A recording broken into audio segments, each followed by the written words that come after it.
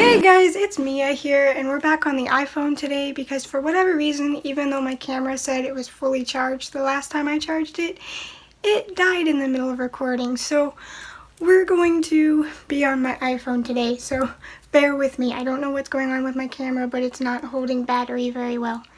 So today we are going to be talking about a movie by the name of Wicked. Now, it took me a few tries on Google to search this movie to look up the characters and the actors and stuff like that, because it's not very well known or very highly criticized, but I came across this movie on YouTube and I thought it'd be a fun watch because it reminded me of a more adult version of the Mortal Instruments, even though the main character Ivy is constantly being compared to Merida from Brave. I'm pretty sure the only reason for that is the fact that she has red hair, which is kind of dumb to compare every girl with red hair to Merida. Like, yeah, she's a strong redhead, but don't compare everyone to Merida. But to me, the story and the character reminds me of the Mortal Instruments and Clary from the Mortal Instruments. I mean, she looks like she could be Clary's older sister, to be completely honest. So, this movie is supposedly based on a book by Jennifer something. I'll have to double check the name, but it'll be up on screen for you guys. It's based on a book. Now, I don't know if Wicked came first or if the Mortal Instruments came first, but like Clary in the Mortal Instruments takes on demons to protect the normal people from the world of demons, but our main character in this, Ivy, she takes on the Fae, or the fairy folk, in order to protect humans from them. So it's kind of the same premise. She hunts the Fae, masquerading as humans during the night. And then Clary hunts demons masquerading as humans during the night. So it's very similar in terms of story, just the two girls are fighting different types of mythical creatures. And that's that. I mean, they literally look like they could be sisters on top of that. Plus, we find out in a very crappily built up finale that, surprise, surprise, just like Clary in the Mortal Instruments, ended up being not only a shadow hunter, but experimented on in this special blood because she has demon blood in her system as well. Our main girl Ivy here in Wicked ends up being a halfling, a child of one of the order that fights the demons or fights the Fae, and a Fae. So see what I mean about the similarities there in the world of Mortal Instruments versus the Wicked? And that's why I say it kind of reminds me of a more grown-up version of the Mortal Instruments, because it was on Passionflix. I'm not sponsored by them or anything, just they're the ones that made the movie. And supposedly, that's what this is. She has this whole order that goes out in the night and hunts the Fae to protect humans, and the Fae are trying to blend in with humans while they attack and feed on them and hypnotize them or glamour them or whatever they do, like a vampire does to its prey to compel them. But one time, while Ivy is out hunting one of these Faes, she stabs him with iron, and instead of dying, he just pulls the knife right back out and tosses it to the ground like it didn't hurt him at all. And she goes, well, that's not good, because iron is supposed to be the Fae's fatal weakness. The fairies are like allergic or poisoned by iron or whatever. So she's like, I gotta get the heck out of here, because if iron can't kill this Fae, nothing can. So she retreats, gets shot, ends up passing out, and where our heroic main dude comes in and sweeps her up and takes her away. Now, she wakes up and our main guy, Ren, is in her bedroom where she woke up, just watching her sleep. And again, please stop with the dude breaking into the girl's house and making it seem romantic. If a dude broke into my house, I don't care how hot he was, I'd be going for a weapon to hurt him because he broke into my house and I don't know this dude. Like, it's creepy. Stop romanticizing guys breaking into girls' houses. I don't care how hot they are. Yikes. But let's talk about Ren for a second. This dude is hot and he knows he's hot. Like, whew, hot.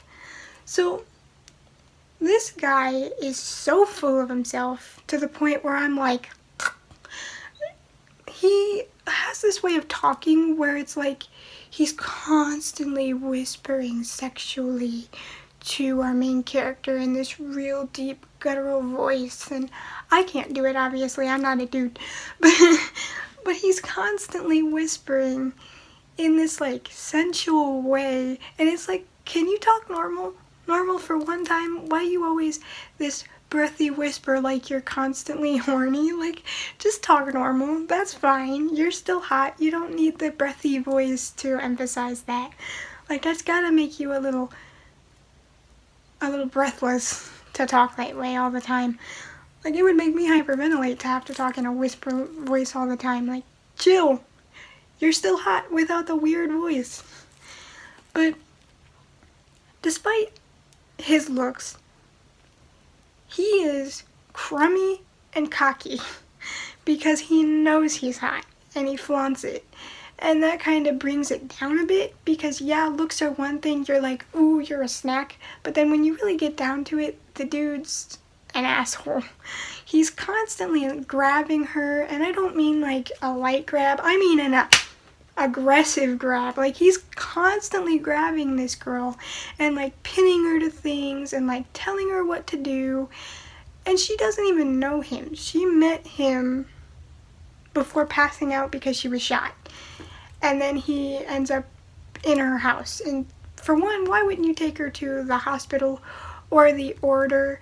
Why would you take her home if she's been shot? And why would you stay in her house instead of getting a professional that could watch her? Because you're not a doctor. Why are you there?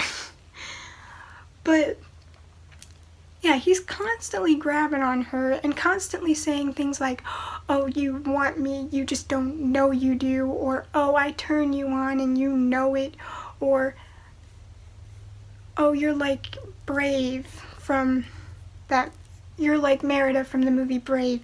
You're strong, you're brave, and you're a kick-ass bundle of hotness or bottle of hotness, whatever he says.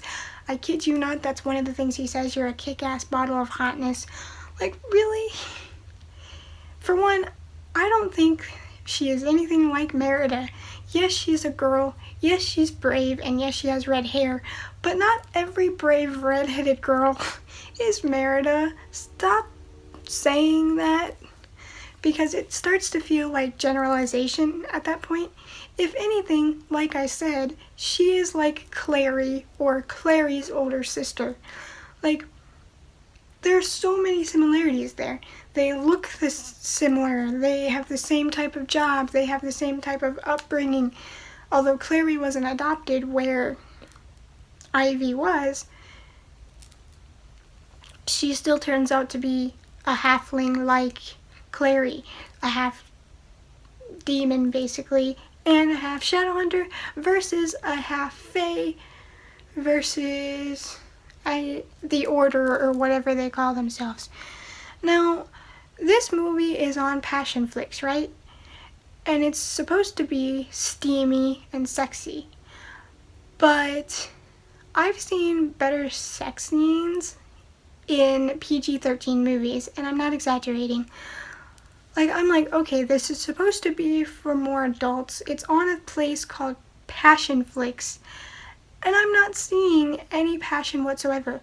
Like, I kid you not when I say that the Mortal Instruments had a better, more realistic feeling relationship and a much better first kiss. Like, there was so much build up to them being together for Jace and Clary that when they finally kissed, it like gripped your heart. But when Rin and Ivy kissed, it's like, so what? Like, your relationship seems so forced. You've known each other for 2 days. Like, chill out.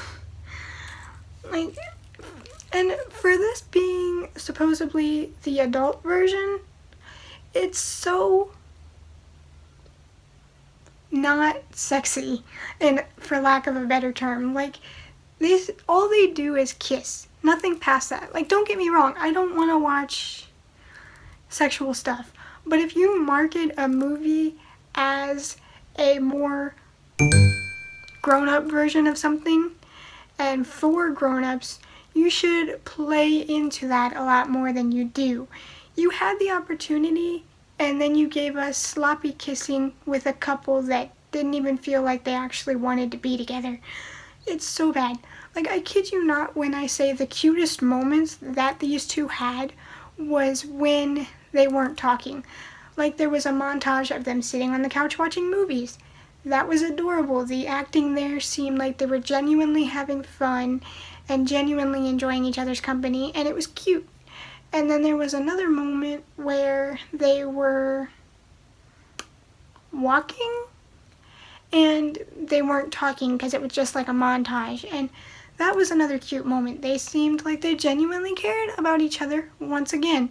But the second they opened their mouth to speak to each other, it's like, you guys don't really like each other, do you? Because your clipped tones, your forced sexy voices, like, the animosity you can feel between you two is not sexual tension. I don't know if they were trying to make the sexual tension seem like sexual tension, but it sure as heck seemed more like I want to kick you in the balls than I want to have your balls inside me. Like, I know that's not how it works, but you get what I'm saying.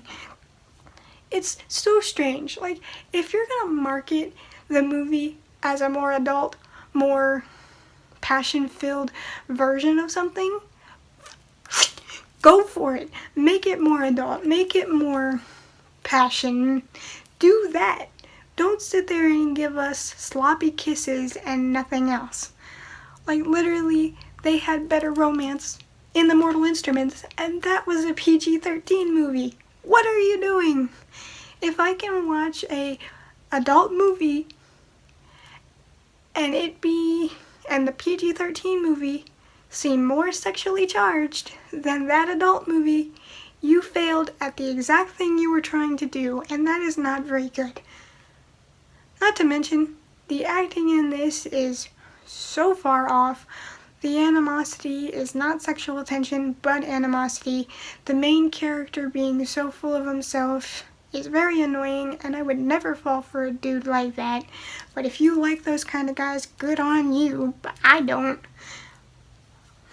And just the constant, like, breaking into the girl's house and acting like the guy knows what the girl wants before the girl says what she wants. That shit is starting to get very annoying in romances, because if I like you, I will say, I like you, can we, like, get rolling on a relationship here, or do you even want a relationship with me? Because if you do, I'm down with one for you. I'm not gonna sit there and listen to a guy say, you like me, you just don't know it yet. I'd be like, and I'd be walking away. Let's just stop with that. It's not romantic, it's annoying, it's piggish. If the girl likes you, she will say it. It is not sexy for the guy to act like he knows what the girl wants before the girl tells him what she wants. Like, I know I sound kind of feminist right now. I'm not, I hate guys or anything. I love me a good man. Keyword being a good man, not a cocky asshole that tries to make me feel something I don't. But This movie was kind of boring. I mean, it was 2 hours and 20 minutes long, and it felt like it drug on for 4 or 5 hours. The action and the fighting scenes are very subpar, and they're very far between, and for some reason, they decided to have one of the biggest battles in the entire movie, where they were fighting to keep the gate closed so the Fae could not enter the human world. They decided to leave that in one cramped ass hotel room. Like, they had a whole, 20 people in one hotel room battling to keep the gate closed. Why would you have your final climactic battle in somewhere that cramped? That leaves you so much less to work with. Like in the Mortal Instruments, for example, because I'm going to keep comparing these two because there's so many similarities between them. The Mortal Instruments had it in one room, yes. Well, we had 2 separate things going on. We had Simon and Isabel going to stop the portal that the demons were coming through, and then we had Clary, Jace, and Valentine in the library. But that was in one room. The big battle between Valentine and Jace was in one room.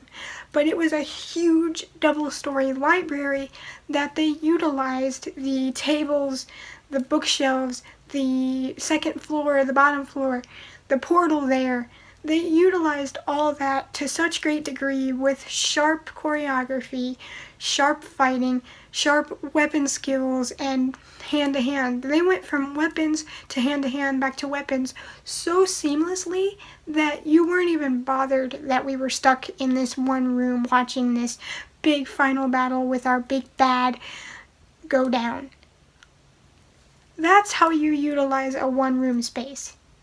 Yes, it was much bigger, but that's for a reason, and they used that space very well, and they transitioned from hand-to-hand to weapons very well. Take that and put that against Passionflix's more adult version of the final battle to keep the gate closed. And it's just crap. The characters are so closed in this one room that they can barely move.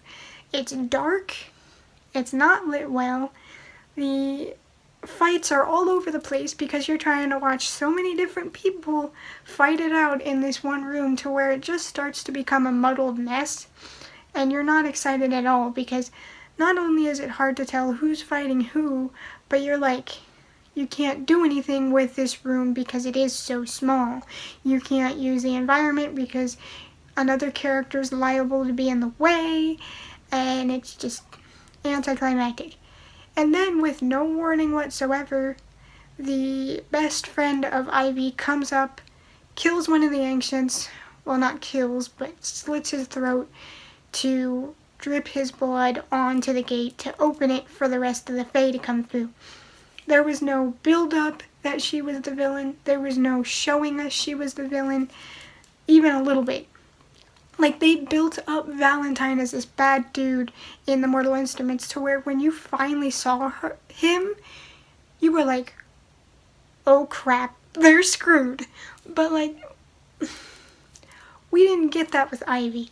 We didn't get to see that she was going to betray her at all, whatsoever.